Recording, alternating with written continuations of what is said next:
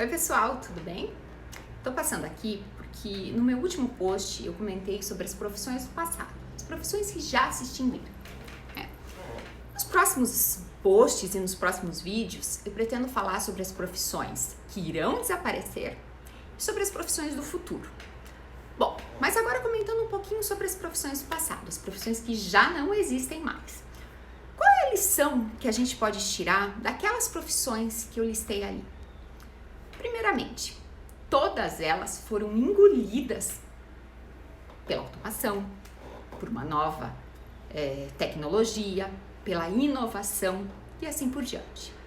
Mas a lição maior que eu acredito que a gente pode tirar dessas profissões que já não existem mais é que nenhuma delas foi substituída por um profissional melhor.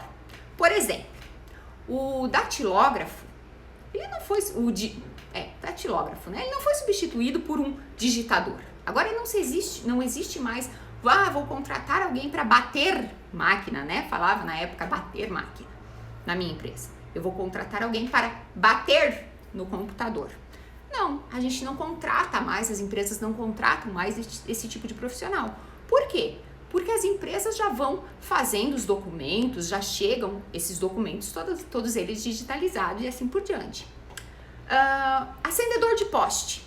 Não foi substituído por um acendedor de poste mais rápido. Foi substituído por uma tecnologia que até então não existia, né? O leitor de livro, aquela pessoa que lia livros, escrevia cartas, enfim, para as outras pessoas que não sabiam ler e escrever. Não foi substituído por alguém que faz isso mais rápido ou de forma diferente. O que é interessante a gente perceber com tudo isso? Que assim como nas empresas, e daí eu vou contar uma lição, né, que eu vejo do Jeff Bezos, assim como nas empresas, não adianta eu ficar olhando só para o meu concorrente, para aquela pessoa que poderia disputar uma vaga de trabalho comigo. Eu tenho que olhar para o meu cliente, o que o meu cliente quer, e matar o meu negócio para atender melhor o meu cliente. A historinha que eu vou contar, que eu já li várias vezes, né, e vários relatos dela, é que o Jeff Bezos, assim como os fundadores, né, da Netflix, enfim, o que eles fizeram? Eles mataram o negócio deles, porque para atender melhor o cliente e para sair na frente. Como que foi isso? A atividade inicial da Amazon era vender livros físicos, certo? Vender de forma online livros físicos. O que o Jeff Bezos fez? Ele criou o Kindle. Isso facilitou o quê? Facilitou a gente ler e-books, né? É mais fácil eu ler um e-book no Kindle do que eu ler no computador, certo? E fazendo isso, ele, de certa forma, estaria matando a venda de livros físicos dele. Muito bem, só que se ele não tivesse feito isso, o outro teria feito e teria abocanhado esse mercado que ele acabou pegando todo para ele, né? Então, o que é interessante em tudo isso? Se eu tenho, eu coloquei lá, né, no post, atendente de videolocadora. Se eu tenho uma videolocadora e eu fico cuidando, eu tivesse na época, né, ficado cuidando só pro meu concorrente, o que o outro cara lá, o dono da outra videolocadora tá fazendo, né? 3 DVDs por R$10. Qual é a promoção? O que ele tá fazendo para conquistar o cliente?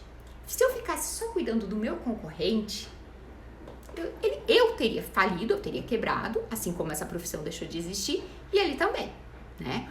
O que eu tenho que fazer? Eu tenho que olhar para o meu cliente. O que o meu cliente precisa para solucionar o problema dele? Qual é a inovação, a tecnologia, a forma com que esse problema que eu sou paga pode ser resolvido de uma forma melhor?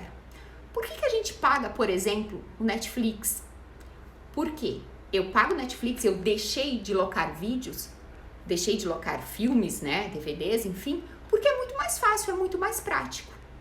Então, não adiantava só o dono da locadora, enfim, o atendente ficar cuidando o concorrente dele direto. Ele tinha que olhar para quem? Para o cliente, sempre olhar para frente, né? Isso é muito interessante e serve tanto para os negócios quanto para o profissional. Se eu, agora fazendo uma reflexão aí sobre a minha profissão, né? Eu sou professora.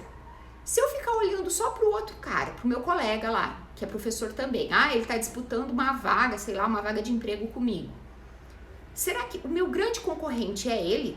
Ou será que o meu grande concorrente é vir uma tecnologia, uma inovação, alguma coisa que mate a profissão de professores e coloque uma outra forma de ensinar?